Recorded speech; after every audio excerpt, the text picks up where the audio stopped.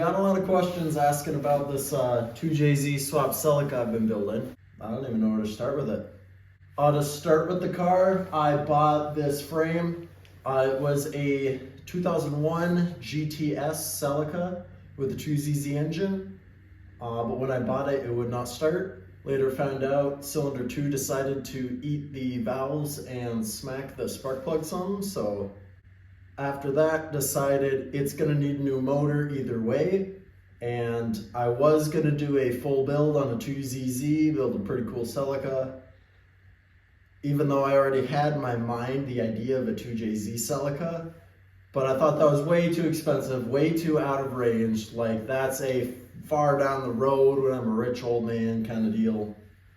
But my friend showed me on eBay, which is a very bad idea, that you can get GE 2JZs for $1,200. So I said, you know what? Screw it, let's do it. So I got this is the 2JZ GE. It came out of a 2001 Lexus IS 300. I tore it down to the block and pistons and replaced the stock GE pistons with used GTE pistons. I then rebuilt the motor. I put an aftermarket intake and obviously exhaust manifold to fit the turbo. I painted the valve cover. This is all custom work by me. I haven't paid anyone else to do it. But what I've got going is a 2JZ GE, basically stock with GTE pistons. It's got an aftermarket intake and a 70mm turbo. And this is just temporary, the hood exit. That will run down to a full exhaust system later. As far as a muffler goes, who knows? But you know, for testing purposes, it's gonna go hoodless. I then got that bolted with a PMC, I think, adapter plate to a CD09 out of a 2005 350Z. Those are pretty common for engine swaps, especially 2Js, to get adapter kits and bolt those up because CD09s are the ones without synchro problems, and the rest of the drivetrain can handle well close to 1,000 horsepower, which I'm sure this thing will blow up way before then. But then in the back, I've got the rear subframe out of a G35 coupe. It's the same as a Nissan 350Z. The reason I went with that though is because the way they made the rear subframe on those is it's 4 bolts holding up the whole subframe, and all of the suspension except for the top of the shock and top of the spring mount directly to that subframe. So all I had to do was mount up that subframe as close to center as I could. But once that was mounted up, then I just needed to make top mounts for the struts. I ended up using factory Celica struts adapted to a G35 control arm, whatever you want to call it. The front end might need a little beefing up because of all the added weight. It's already kind of like slammed, but it does kind of work well. I do not have a drive shaft connecting the two, so no, it's not going to drive that soon, and there's still a lot more to do before this can even attempt to go down the road. I'm still at the stage just trying to get the motor started. I'm running into haul tech issues where I've watched it on a laptop. Now my ex-girlfriend took that, so I need to get another laptop, but when I tried starting it and it cranked, I don't know if it's drawing too much power from the battery and it's the starter that's the issue, or if I got a bad ground. But I watched the RPMs go around 350, 250, like somewhere in there, and drop to 0 instantly, like it's losing power. So I'll need to look into that, and then maybe this thing will work. As far as body work goes, I've got the hood up in the trusses up there. I plan to make a wide body for this, kind of based off 80s boxy rally looks, but it's kind of this idea I've had in my head, and I've still got the picture of it in my head. And I'm going to use, there's a bomber style front and rear bumper I was going to use, but then the fairings and the rest of the wide body I was going to make myself, you know, test more of my skills that I don't have. I did make these headlights. These are actually the factory headlights that came with the car.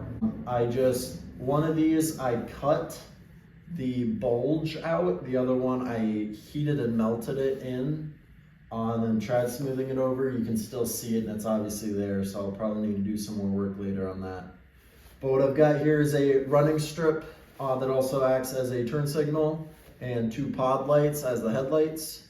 I think it looks good concept-wise, but as far as a finished product, it's far from it, so feel free to, rip on it, but I think it looks good as a prototype, we'll say. Don't know if I'll change it past that because I'm not very good with details or like tedious work. If you're wondering about the windshield, and yes, the fenders, I have anger issues. It was mostly before dealing with stuff on this and just not being able to control it, but I got a punching bag now, so hopefully no more stuff breaks. I do still have the sunroof for this, and I plan to keep it as kind of a moonroof so it doesn't open. I might just wrap over that if it doesn't work out. One other issue I need to adjust on this is the steering. So I'm not using the factory steering rack and pinion because otherwise it goes through the oil pan. Or no, it goes through the transmission, my bad. So what I've got is a 90s Fox Body Mustang steering rack. And you got your rack and pinion here.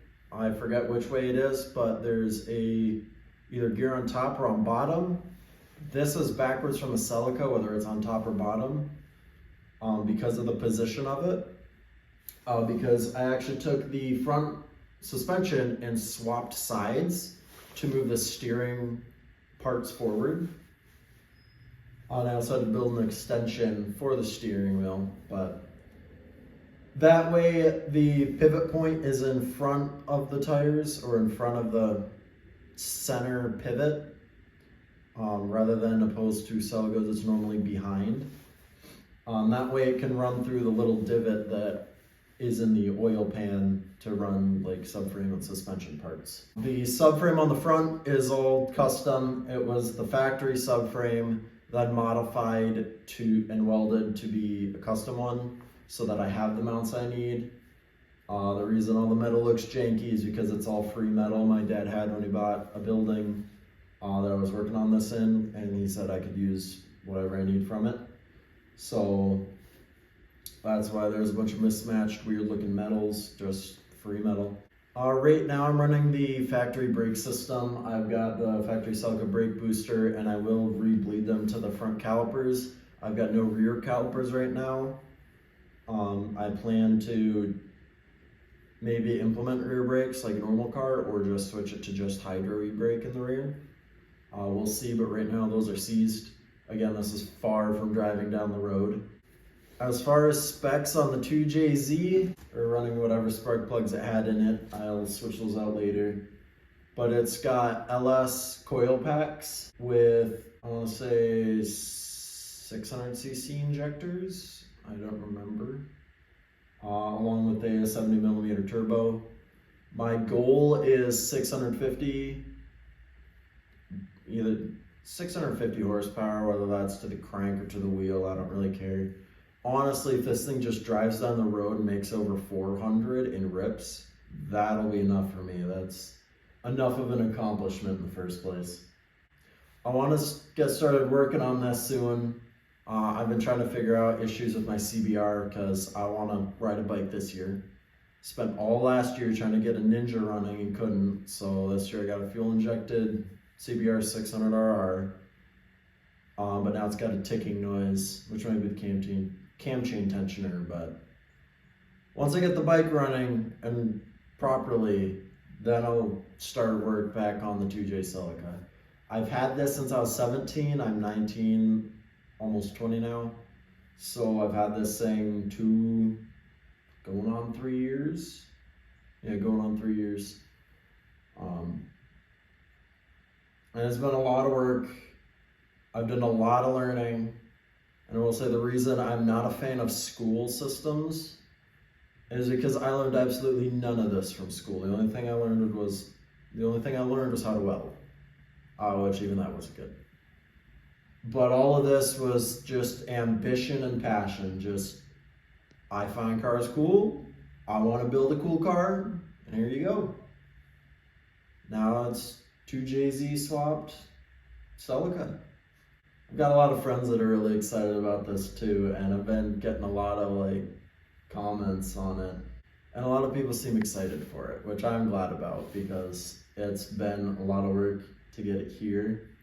If I can turn this into a career, that would be incredible.